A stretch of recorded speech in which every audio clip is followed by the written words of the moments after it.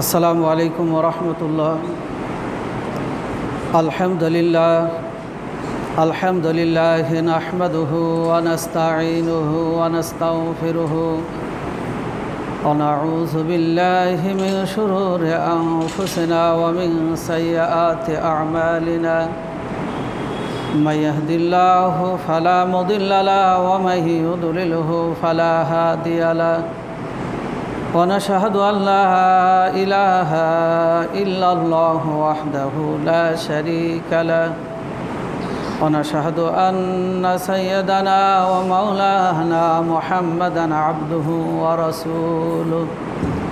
أما بعد فإن خير الحديث كتاب الله وخير الهدي هدي محمد صلى الله عليه وسلم وشر الأمور محدثاتها وكل محدثة بدعة وكل بدعة ضلالة وكل ضلالة سبيلها إلى النار.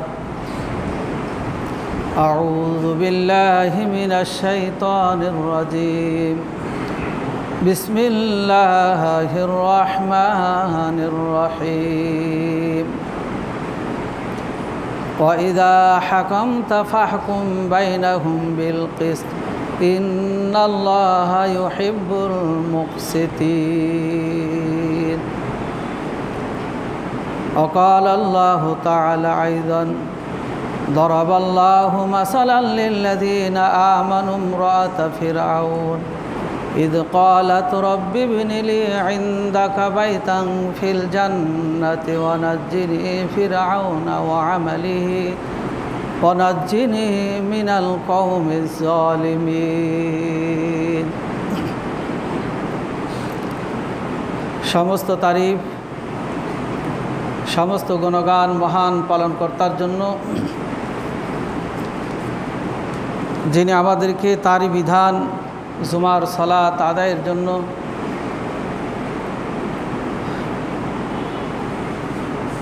পৃথিবীর সবচেয়ে শ্রেষ্ঠ স্থান মসজিদ আসার সুযোগ দান করেছেন। এই জন্য প্রভুর দরবারে আমরা প্রাণ ভরে শুকরিয়া আদায় করি, আলহামদুলিল্লাহ। দরুদ ও সালাম বর্ষিত হোক বিশ্বনবী মুহাম্মদ রাসূলুল্লাহ সাল্লাল্লাহু আলাইহি ওয়াসাল্লামের প্রতি।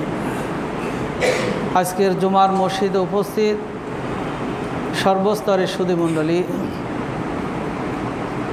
আমি আপনাদের সামনে সূরা মায়েদার একটি আয়াত এবং সূরা তাহরিমের একটি আয়াত পাঠ করেছি। আয়াত দুটি সামনে রেখেই ন্যায়পরায়ণ শাসক ও ন্যায় বিচার এবং ইসলামের পৃথিবীর শুরু থেকে বিভিন্ন সময় যুগে যুগে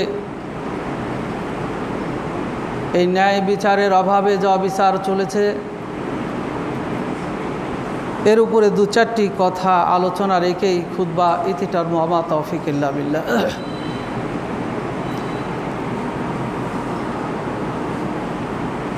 একটি শান্তির সমাজ, শান্তির দেশ, শান্তিতে বসবাস আমরা সকলে চাই।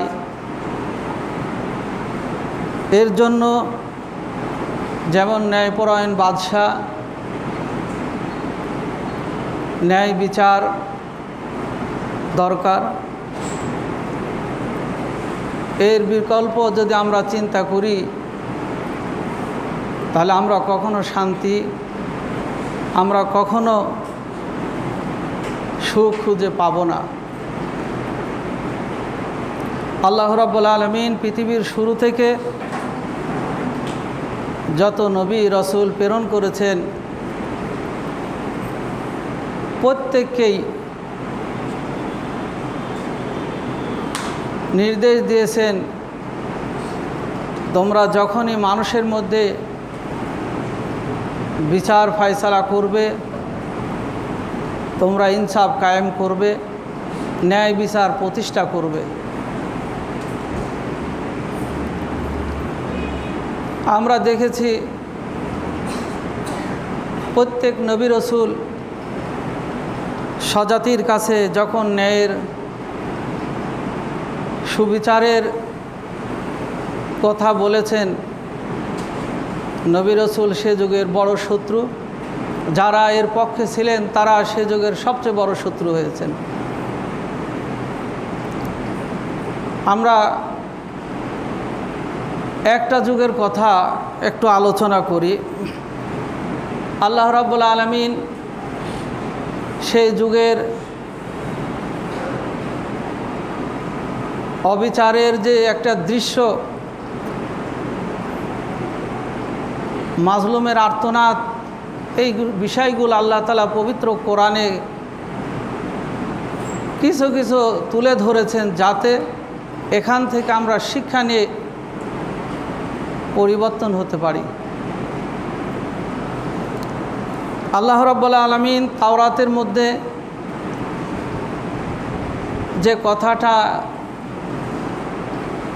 নির্দেশ দিয়েছিলেন যে তোমরা, সেই কথাটুকু কোরআনে আল্লাহ তাআলা নাজিল করেছেন, ওয়াইদা হাকামতা ফাহকুম বাইনাহুম বিল কিসতি, হে বিচারকগণ যখন তোমরা ফয়সালা করবে অবশ্যই তোমরা তাদের মাঝে ন্যায় বিচার করবে, ইনসাফের বিচার করবে। কেননা ইন্নাল্লাহা ইউহিব্বুল মুকসিতিন, আল্লাহ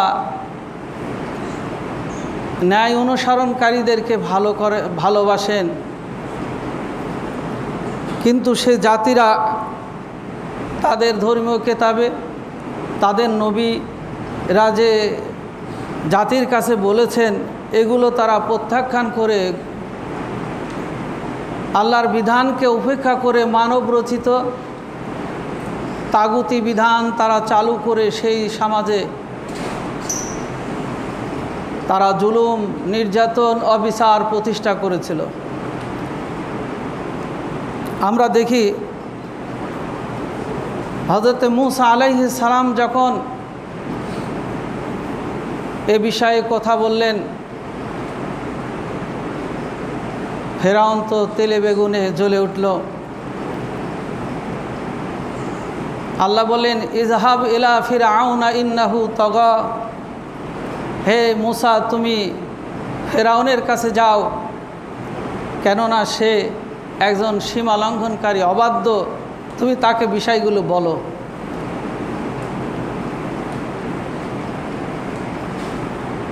তার একটাই ভয় যে আমি যদি মূসার কথা মানি, তাওরাতের কথা মানি, আমার ক্ষমতা থাকবে না, আমার বাহাদুরি থাকবে না, আমার কর্তৃত্ব নেতৃত্ব থাকবে না। তাই সেগুলো প্রত্যাখ্যান করে তার মন গড়া মানব রচিত বিধানগুলো দিয়ে সে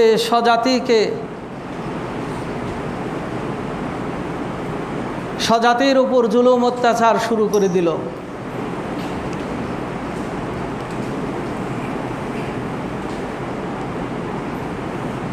জাতির যারা হকপন্থী, হক কথা বলতে লাগলো, সেই যুবকদের তারা হাত পা কেটে দিতে লাগলো।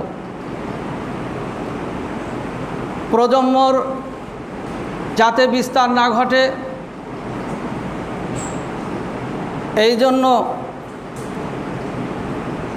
বাড়িতে বাড়িতে বাহিনী সেট করে দিল, যাতে কোনো সন্তান জন্মগ্রহণ না করতে পারে। জন্মগ্রহণ করলে তাকে হত্যা করো, তা না হলে তার প্রতিবাদ করবে, তার অন্যায়ের মুখে দাঁড়িয়ে যাবে।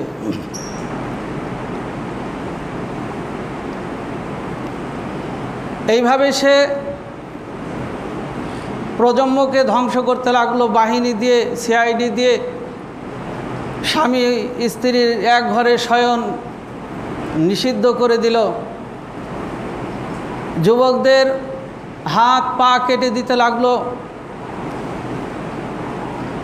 মায়ের কুল থেকে শিশুকে নিয়ে মায়ের বুক, মায়ের চোখ দিয়ে মায়ের আর্তনাদ বাড়িয়ে দিল। আল্লাহ এই জন্য তার শাস্তি, তার স্বজাতির উপর জুলুম অত্যাচার কি পর্যায়ে হয়েছিল আল্লাহ বলছেন, তোমরা স্মরণ করো যে সময় তোমাদের উপর ফেরাউন তার দলবল যে অত্যাচার চালাচ্ছিল, সেখান থেকে আল্লাহ তোমাদেরকে রক্ষা করলেন।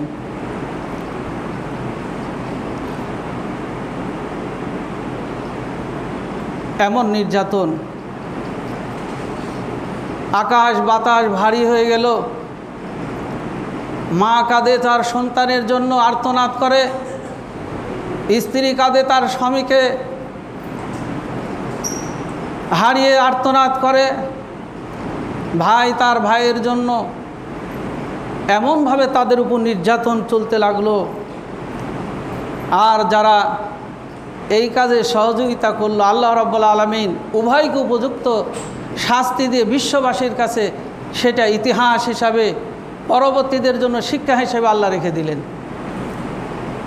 যারা অতি উৎসাহী হয়ে অমানবিক নির্যাতন চালাচ্ছিল, ওই সৈন্যগুলোর আল্লাহ এমন রোগ দিলেন, এমন ব্যাধি দিলেন, ধুকে ধুকে সে এবং তার পরিবার ধ্বংস হলো। আর যারা অবশিষ্ট থাকলো,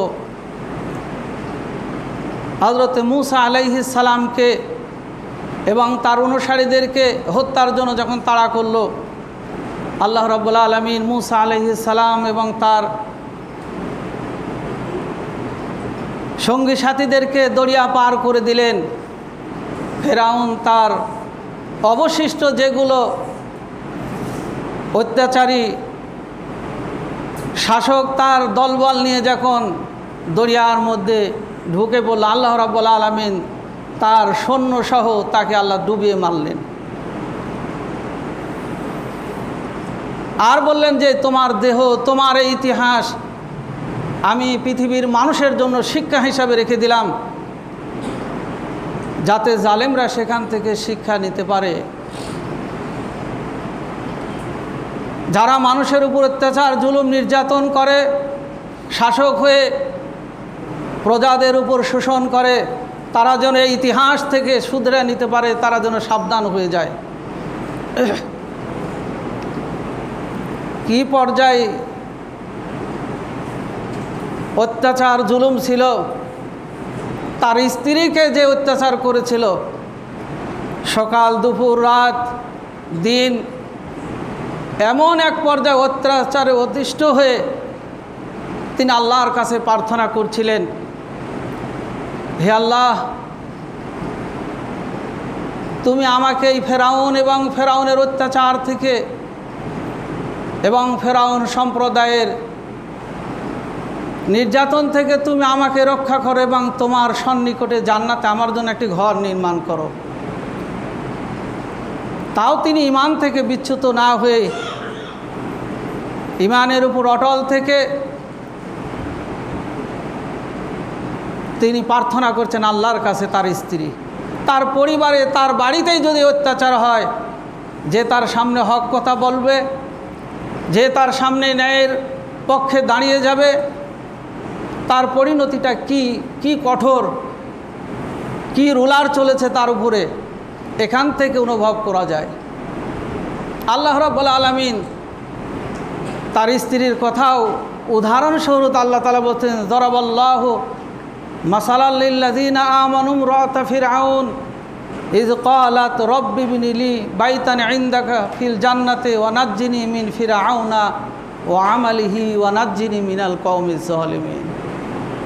তার স্ত্রী প্রার্থনা করেছিলেন কি, আল্লাহ সেই প্রার্থনাগুলো, আর্তনাদগুলো আল্লাহ তাআলা আমার আপনার সামনে তুলে ধরেছেন। প্রার্থনা করলেন, হে আল্লাহ, ফেরাউনের অত্যাচার জুলুম অমানবিক নির্যাতন থেকে তুমি আমাকে রক্ষা করো। হে আল্লাহ, আমি তোমার উপর অটল আছি, তোমার দ্বীনের উপর, ঈমানের উপর অটল আছি। এর প্রতিদান স্বরূপ তুমি তোমার নিকটে জান্নাতে আমার জন্য একটি ঘর নির্মাণ করে দাও। আল্লাহ তাই দিবেন। পবিত্র কোরআনে ওই মহিলার কথা, আর্তনাদের কথা আল্লাহ তাআলা তুলে ধরে আমাকে আপনাকে সতর্ক করছেন। মুহতারাম হাজিরিন, যুগে যুগে এইভাবে আপনার ইমানদার দুর্বল মানুষগুলো ন্যায়ের পক্ষের মানুষের উপর বিভিন্ন রকম অত্যাচার জুলুম হয়েছে। ইসলাম আগমনের পূর্বে বিশ্বনবী মুহাম্মদ রাসূলুল্লাহ সাল্লাল্লাহু আলাইহি ওয়াসাল্লাম সে আরব সমাজে দেখলেন ওই আগের মতোই নির্যাতন, যারা সবল, যারা শক্তিধর, দুর্বলের উপর নির্যাতন,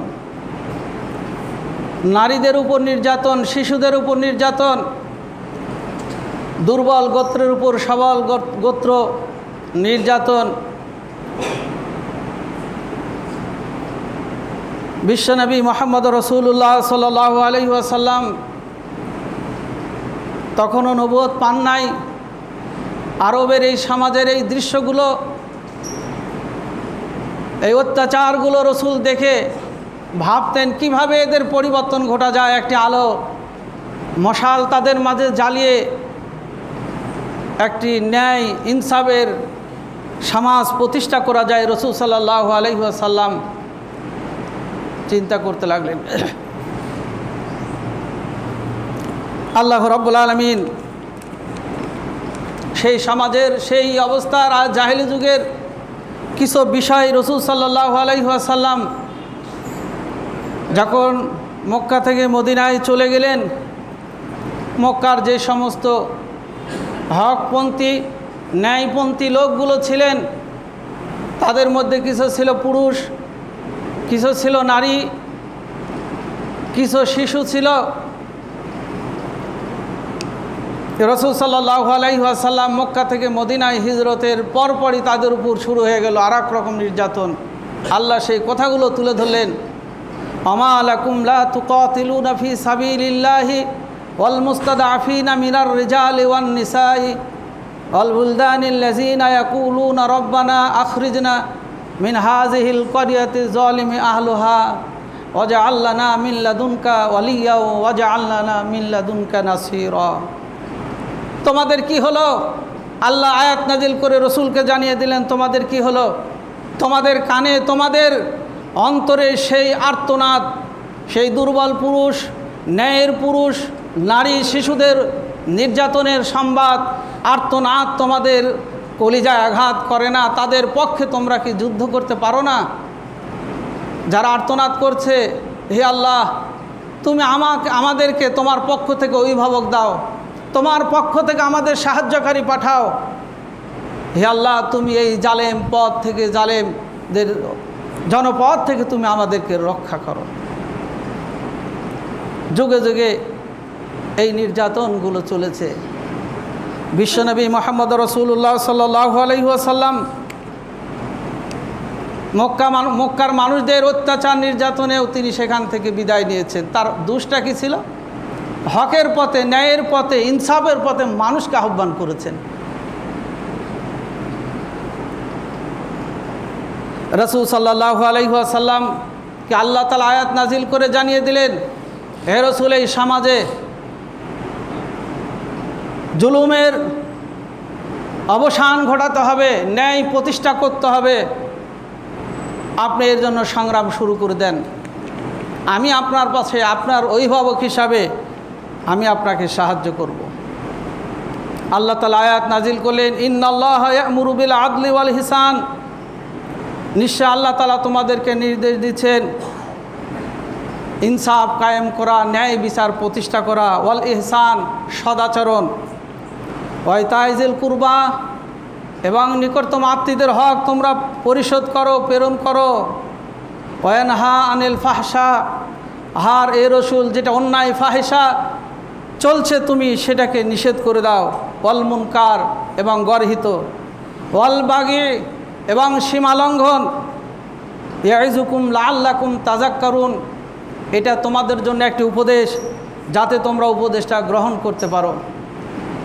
বিশ্বনবী মুহাম্মদ রাসূলুল্লাহ সাল্লাল্লাহু আলাইহি ওয়াসাল্লামকে আল্লাহ বলছেন, হে নবী, আপনি যখনই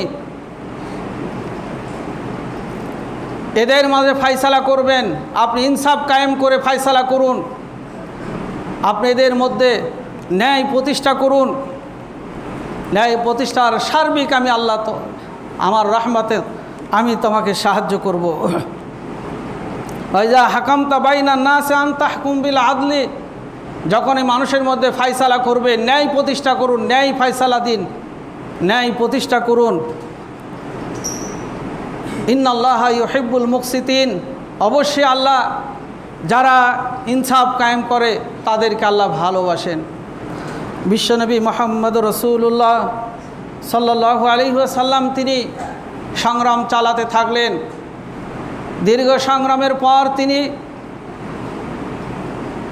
যে অন্ধকার সমাজ, যেখানে মহিলাদের কোনো, নারীদের কোনো অধিকার ছিল না, শিশুদের অধিকার ছিল না, দুর্বলদের কোনো অধিকার ছিল না, গরিবদের কোনো অধিকার ছিল না, কথা বলার মৌলিক অধিকার বলতে কিছু ছিল না।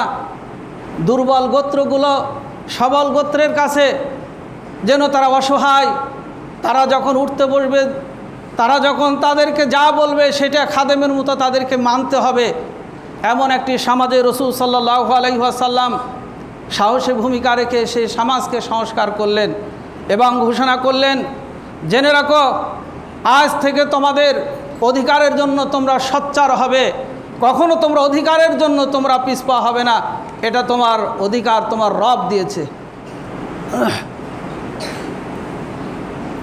আজ থেকে তোমরা কেউ কাউকে হত্যা করতে পারবে না, রক্তপাত ঘটাতে পারবে না, নারীদের অধিকার খর্ব করতে পারবে না, দুর্বল গোত্রের কোনো অধিকার থেকে তাদেরকে বঞ্চিত করতে পারবে না, দুর্বল গোষ্ঠীকে তোমরা হেয় প্রতিপন্ন করতে পারবে না। এমনকি মক্কা থেকে মদিনায় গেলেন, মক্কায় যারা অবস্থান, মক্কার যারা আদিবাসী তারা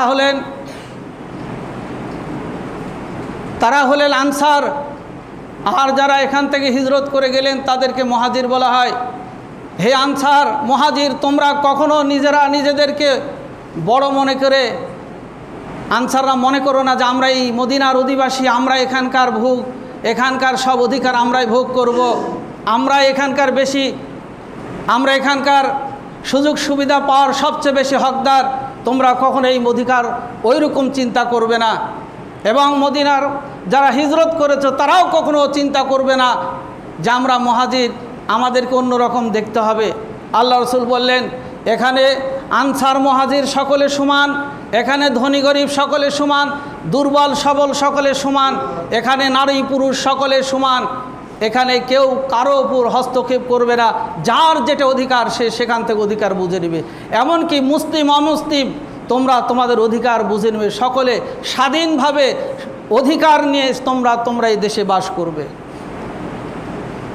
আমার ভাইরা, ইসলাম শিক্ষা দিয়েছে রাসূল সাল্লাল্লাহু আলাইহি ওয়াসাল্লামের সেই বাণীগুলো তারা মনে নিয়ে প্রাণে নিয়ে একটা অন্ধকার সমাজকে তারা আলোর মশাল জ্বালিয়ে একটি সুন্দর সমাজ, সুন্দর দেশ উপহার দিয়েছিলেন। রসুলের সেই বাণী, রসুলের সেই হাদিস, রসুলের সেই কথাগুলো এখনও আছে, কিন্তু রসুলের উম্মতরা আমরা সেগুলো মানি না, সেগুলো আমরা কখনো আমলে নিয়ে আসি না। আল্লাহর বিধান ঠিকই আছে, রসুলের কথা ঠিকই আছে, অথচ আমাদের মধ্যে পরিবর্তন নাই। আমরা যেন খোদাই বিধান বাদ দিয়ে মানব রচিত বিধানের পথে চলে আমরা কেউ বা জালেম, কেউ বা মাজলুম, কেউ বা চোখের পানি ঝরাচ্ছি, কেউ বা ঝরছি, এই অবস্থা আমরা বিরাজ করছি। শান্তি কেমন করে আসবে? আল্লাহ রসুল বলছেন, তোমরা জুলুম থেকে, অত্যাচার থেকে বিরত থাকো, কেননা কিয়ামতের দিন এই জুলুম তোমাদেরকে গাঢ় অন্ধকারে আচ্ছাদিত করবে। এই জুলুম তোমাদেরকে পরকালে পাকড়ার জন্য সবচেয়ে বড় তোমাদের জন্য বিপদ হয়ে যাবে। আজ আমরা কত মা আর্তনাদ করছি, কত ভাই আর্তনাদ করছি সে জাহেলিয়াতের মতো। আল্লাহ কি আর্তনাদ শুনবেন না? তাদের শুনেছেন, তাদের অবস্থা, তাদের যে দুর্গতি, এই ইতিহাস আমাদেরকে শিক্ষা দেয়।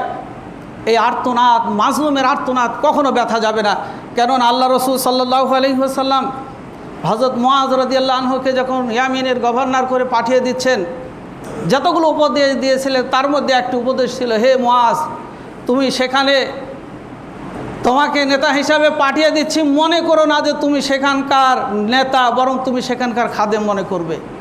তোমার কর্তৃক যদি কোনো ব্যক্তি যদি জুলুমের শিকার হয়, জেনে রাখো ওই মাজলুম আল্লাহর কাছে হাত তোলার সাথে সাথে, আল্লাহর কাছে আর্তনাদ করার সাথে সাথে আল্লাহ কবুল করে নেবেন। কেননা মাজলুমের প্রার্থনা এবং আল্লাহর মাঝে কোনো পর্দা থাকে না, আল্লাহর সাথে সাথে কবুল করে নেন। তাই আমরা যে অবস্থানে আছি, আমার অধীনস্থর প্রতি, আমার প্রজার প্রতি, আমার এলাকার প্রতি যেন জুলুম না করি, আমরা এটা পরিহার করি, তাহলে আমাদেরও পরিণতি ওই রকম হবে। আর রসুল বলছেন, যখন যে সমাজে একটি জুলুম প্রতিষ্ঠিত হবে, সেই সমাজ থেকে এক রহমত দূর চলে যাবে। যেই সমাজে একটি বেদাত প্রতিষ্ঠিত হবে, সেখান থেকে একটি সুন্নাত চলে যাবে। যেই সমাজে একটি অন্যায় প্রতিষ্ঠিত হবে, সেখান থেকে একটি ভালো কাজ উঠে যাবে। জহরাল ফাসাদু ফিল বাররি ওয়াল বাহরি বিমা কাসাবাত আইদিন নাস। আজকে জলে স্থলে যে বিপর্যয়, এটা আমরাই উপার্জন করছি, আমরাই সেটা অর্জন করে আমরাই অশান্তির মধ্যে, আমরাই আজকে বিপর্যয়ের মধ্যে পড়ছি। মোহতারাম হাজিরিন, রসুল সাল্লাল্লাহু আলাইহি ওয়াসাল্লাম এইভাবে একটি সুন্দর সমাজ উপহার দিয়েছিলেন এবং বিশ্ববাসীকে, পরবর্তী নেতাদেরকে শিক্ষা দিলেন, তোমরা কখনো কারো যদি তত্ত্বাবধায়ক শাসক হিসাবে নির্বাচিত হও, তোমরা এই বিষয়গুলো খেয়াল রাখো, অবশ্যই আল্লাহ তাআলা তোমাদেরকে উত্তম যাজা দিবেন। আর ব্যতিক্রম হলে এর পরিণতি হবে ভয়ানক। সেগুলো কি? রাসূল সাল্লাল্লাহু আলাইহি ওয়াসাল্লাম বলেন, আন ইবনে ওমর রাদিয়াল্লাহু আনহু قال সামিতু রাসূলুল্লাহ সাল্লাল্লাহু আলাইহি ওয়াসাল্লাম ইয়াকুলু কুল্লুকুম রাঈ ওয়া কুল্লুকুম মাসউলুন আন রায়াতিহি, আল ইমামু রাঈ ওয়া মাসউলুন আন রায়াতিহি, ওয়া রাজুলুন রাঈন ফি আহলিহি ওয়া মাসউলুন আন রায়াতিহি, ওয়াল ইমরাতু রায়াতুন ফি বাইতি যাওজিহা ওয়া মাসউলুন আন রায়াতিহা, আল খাদিমু রাঈন ফি মালি সাইয়্যিদিহি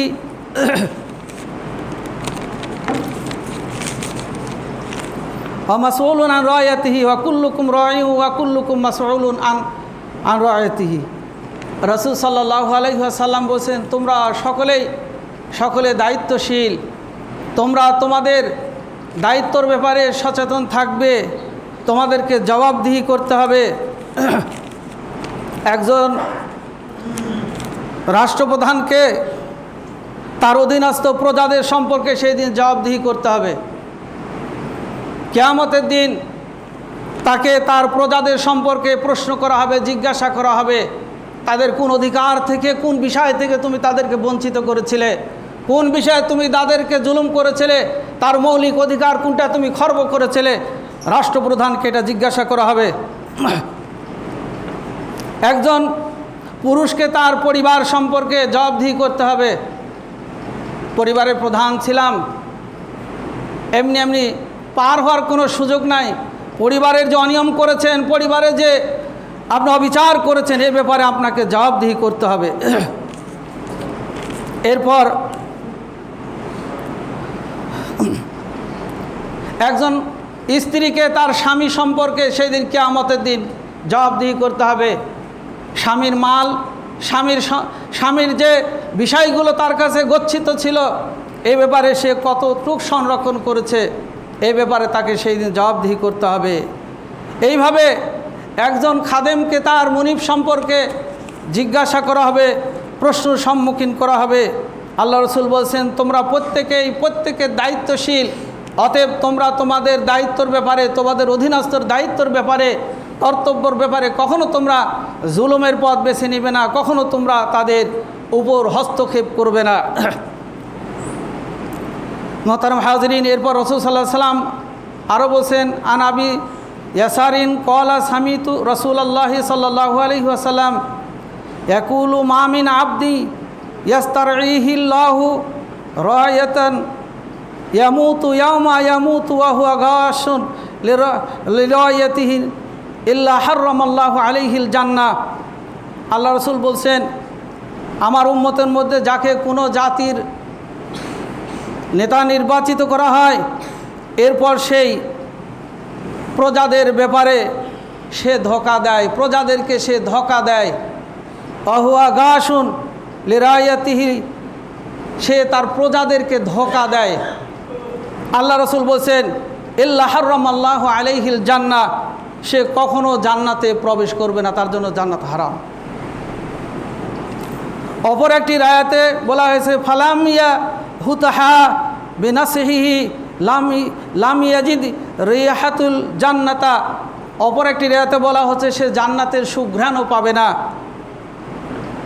মুসলিম শরীফের আর একটি রায়াতে বলা হচ্ছে যে জাতির নেতা নির্বাচিত হলো এবং সে তাদের কল্যাণে কোনো কাজ করে না, আত্মনিয়োগ করে না, সেই দিন তাদের এই না করার কারণে সে জান্নাতের সুঘ্রাণও পাবে না। অপর একটি আয়াতে হাদিস আল্লাহ রসুল বলছেন সে তার জাতির ভাগ্যের পরিবর্তনের জন্য সে কোনো চেষ্টা করে না। আল্লাহ রসুল বলছেন লাম ইয়াদখুল মাআহুল জান্নাত, সে মুসলমানদের জান্নাতে প্রবেশ করবে না। মুসলমান ব্যতীত অন্য কারো জান্নাত আছে? তাহলে কত বড় কথা। আপনি দায়িত্বশীল, দায়িত্ব নেওয়ার পর কোনো ধোঁকা দিতে পারবেন না। আপনি দায়িত্ব নেওয়ার পর তাদের কল্যাণে আপনাকে অবশ্যই আত্মনিয়োগ করতে হবে, চেষ্টা চালাতে হবে। আপনি তাদের দায়িত্ব নেওয়ার পর অবশ্যই আপনাকে তাদের কি করলে কল্যাণ হবে, ভালাই হবে, এবারে চিন্তা করতে হবে। তাই আমরা যেখানে যার দায়িত্ব আছে ঠিক সেইভাবে আমরা দায়িত্ব পালন করি, তাহলে রসুল সাল্লাল্লাহু আলাইহি ওয়াসাল্লাম এই উত্তম শাসকের জন্য যে প্রতিদানের কথা বলেছেন আমরা সেটা অর্জন করতে পারবো, না হলে তার বিপরীত আমাদের জন্য ঘটে যাবে। রসুল সাল্লাল্লাহু আলাইহি ওয়াসাল্লাম আন আয়েশাতা ক্বালাত সামিতু রাসূলুল্লাহি সাল্লাল্লাহু আলাইহি ওয়াসাল্লাম ইয়াকুলু ফি বাইতি হাযা। হযরত আয়েশা রাদিয়াল্লাহু আনহা থেকে বর্ণিত, তিনি বলেন রসুল সাল্লাল্লাহু আলাইহি ওয়াসাল্লাম আমার এই ঘরে কিছু বলেছেন, সেই কথাগুলো এই আল্লাহুম্মা মান ওয়ালিয়া মান আমরি উম্মতি শাইআন ফাশাক্কা আলাইহিম ফাআশকুক আলাইহি ওয়ামান ওয়ালিয়া মিন আমরি উম্মতি শাইআন ফারফাকা বিহিম ফারফুক বিহি। রাহু মুসলিম। মা আয়েশা রাদিয়াল্লাহু বলছেন আমার ঘরে রসুল সাল্লাল্লাহু আলাইহি ওয়াসাল্লাম একটা প্রার্থনা করলেন, আমার এই ঘরে রসুল একটা দোয়া করলেন। সে দোয়াটাকে, হে আল্লাহ, আমার উম্মতের মধ্যে যারা নেতা নির্বাচিত হয় আর তারা নেতা হওয়ার পর জনগণের উপর কঠোর হয়ে যায়, জনগণের উপর সে হস্তক্ষেপ করে, আল্লাহ রসুল বলছেন ফাআশফুক আলাইহি, হে আল্লাহ তুমি তার জীবনটা সংকীর্ণ করে দাও, হে আল্লাহ তুমি বিপর্যয়ে তাকে জর্জরিত করে দাও। আর যে আমার উম্মতের নেতা নির্বাচিত হলো, এরপর সে প্রজাদের ব্যাপারে সে অধিক কল্যাণকামী, প্রজাদের ব্যাপারে সচেতন, হে আল্লাহ তুমি ওই ব্যক্তির জন্য, ওই নেতার জন্য তুমি সব কিছু সহজ করে দাও, তাকে উত্তম হায়াত, উত্তম জীবন তুমি দান করো। মুহতারাম হাজিরিন, আল্লাহ রসুলের এইগুলো হাদিস, এই উপদেশগুলো থেকে ইসলামের যে খলিফা ছিলেন হযরত উমর, হযরত আবু বকর, হযরত উমর, উসমান, আলী যারা ছিলেন, তারা জীবনে সেটা ধারণ করে একটি সুশীল সমাজ, সুন্দর সমাজ, জুলুম মুক্ত সমাজ তারা উপহার দিয়েছিলেন। আমরা যদি দেখি হযরত উমর রাদিয়াল্লাহু আনহু যখন খেলাফতুল মুসলিমিন আর প্রস্তাব তার কাছে আসলো, তিনি কন্দন করছেন, এই বলে কন্দন করছেন আমি এত গুরু দায়িত্ব নিতে পারবো না, আমার পক্ষে সম্ভব নয়। কেননা আল্লাহ রসুল বলেছেন কুল্লুকুম রাই ওয়া কুল্লুকুম মাসউলুন আন রায়াতিহি, প্রত্যেকের রাখাল, আর সবচেয়ে বড় রাখাল হলো একজন ইমাম, একজন রাষ্ট্রপ্রধান। তাই আমাকে মুসলিম জাহানের খলিফা নির্বাচিত করবে, আর আমি যদি এই খলিফার দায়িত্ব যদি পালন ঠিকভাবে করতে না পারি, এই রাজ্যে যদি কোনো মানুষ একজন না খেয়ে মারা যায়, একজন প্রাণী, একটা প্রাণী যদি না খেয়ে মারা যায়, কেউ যদি কষ্টের মধ্যে থাকে, কিয়ামতের দিন উমরকে জবাবদিহি করতে হবে, হিসাবের সম্মুখীন করা হবে। তাই আমি এত বড় গুরু দায়িত্ব আমি নিতে রাজি নয়। এরপরও দায়িত্ব এসে গেল, হযরত উমর রাদিয়াল্লাহু আনহু দোয়া করলেন, হে আল্লাহ তোমার কাছে দোয়া করি এত বড় দায়িত্ব সুষ্ঠুভাবে পালন করা আমার ক্ষমতা নাই, তুমি আমাকে সুন্দরভাবে সকলের হক অধিকার যথাযথভাবে পালন করার তুমি তৌফিক দান করো। ওই পর্যন্ত তুমি আমাকে ক্ষমতায় রাখো, যে পর্যন্ত আমি প্রজাদের বিষয়গুলো আমি হকের সাথে, ন্যায়ের সাথে, তোমার বিধানের সাথে আমি ঠিকভাবে পালন করতে পারবো। যখন আমি আমার পদস্খলন ঘটবে আমি সেখান থেকে দূরে চলে যাব। হে আল্লাহ, তুমি আমাকে সেই পথ থেকে দূরে সরিয়ে দিও। আর হে আল্লাহ, তুমি আমার জনগণকে, আমার প্রজাদেরকে এমন বানিয়ে দাও যাতে করে আমার ভুল, আমার ত্রুটিগুলো তারা সামনে ধরে যাতে আমাকে সংশোধন করে দেয়।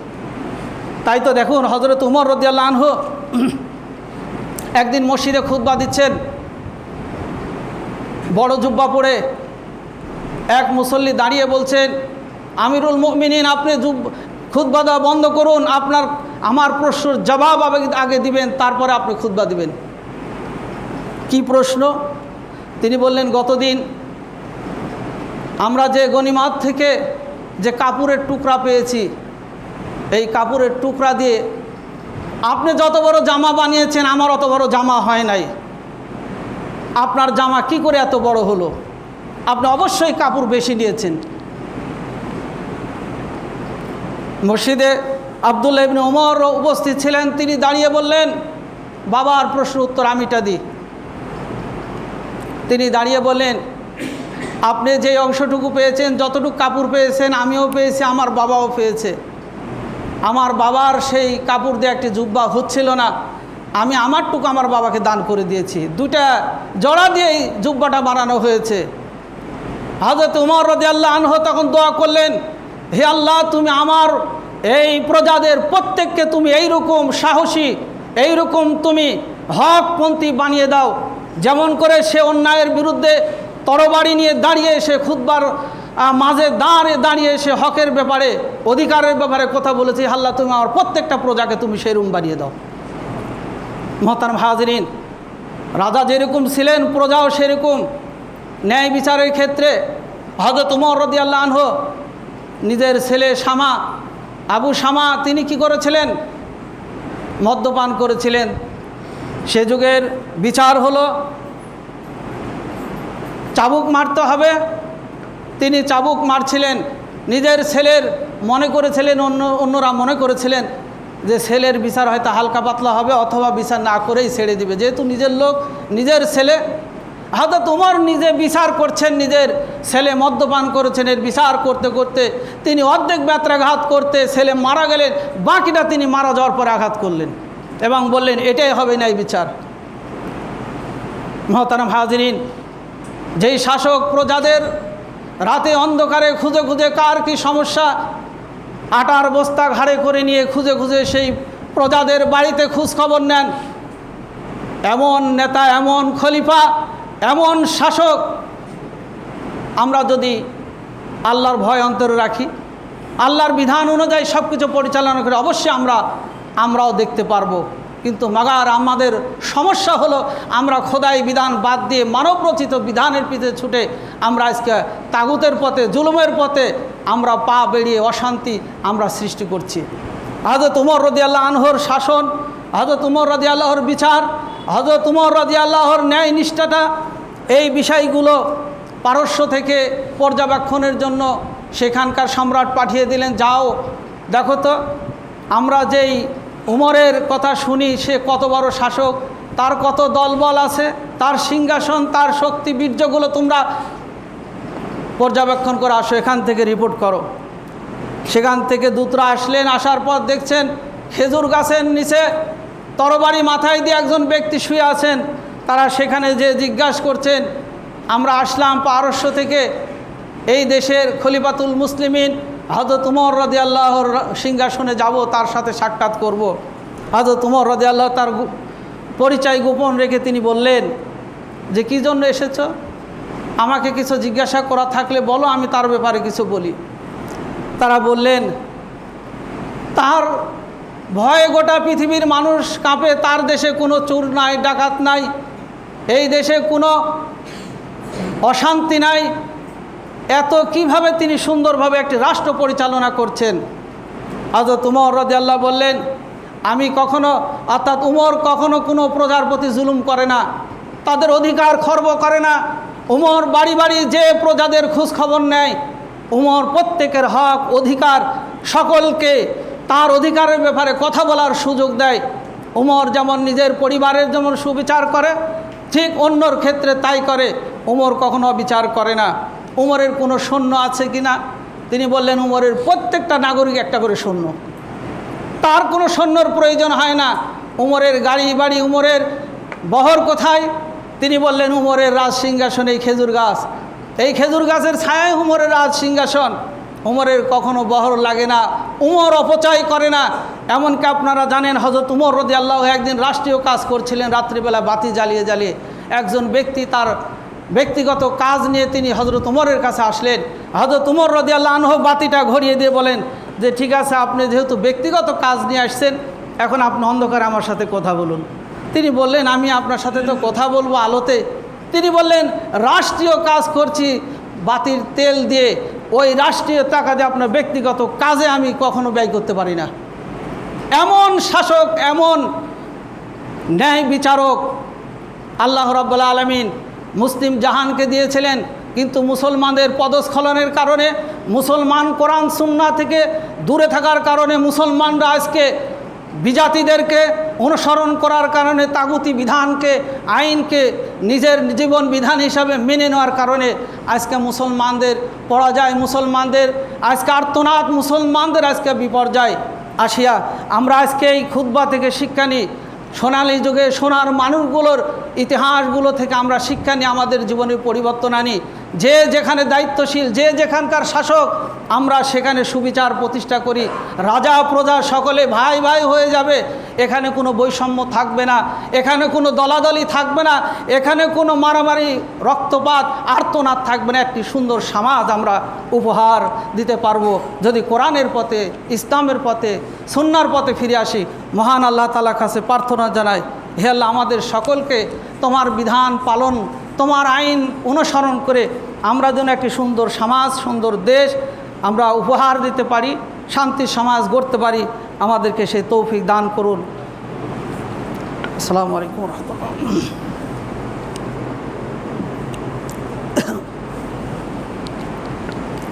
আলহামদুলিল্লাহ, আলহামদুলিল্লাহ ওয়া কাফা ওয়া সালামুন আলা ইবাদিহিল্লাযীনা ইসতাফা। আম্মা বা'দ, আউযু বিল্লাহি মিনাশ শাইতানির রাজীম। বিসমিল্লাহির রহমানির রহিম। রব্বানা যালামনা আনফুসানা ওয়া ইল্লাম তাগফির লানা ওয়া তারহামনা লানাকুনান্না মিনাল খাসিরিন। রব্বানা আতিনা ফিদ দুনিয়া হাসানাতাও ওয়া ফিল আখিরাতি হাসানাতাও ওয়া কিনা আযাবান নার। আল্লাহুম্মা ইগফির লানা ওয়া লিল মুমিনিনা ওয়াল মুমিনাত ওয়াল মুসলিমিনা ওয়াল মুসলিমাত ওয়াল আহইয়াই মিনহুম ওয়াল আমওয়াত ইন্নাকা সামিউদ দুআ। রব্বিরহামহুমা কামা রব্বায়ানি সগীরা, রব্বিরহামহুমা কামা রব্বায়ানি সগীরা। ইন্নাল্লাহা ইয়া'মুরু বিল আদলি ওয়াল ইহসান ওয়া ইতা'i যিল কুরবা ওয়া ইয়ানহা আনিল ফাহশাই ওয়াল মুনকারি ওয়াল বাগি ইয়া'যুকুম লা'আল্লাকুম তাযাক্কারুন। ওয়া লাযিকরুল্লাহি তাআলা আওলা ওয়া আযু ওয়া জাল্লু ওয়া তাম্মু ওয়া হাম্মু ওয়া আকবার।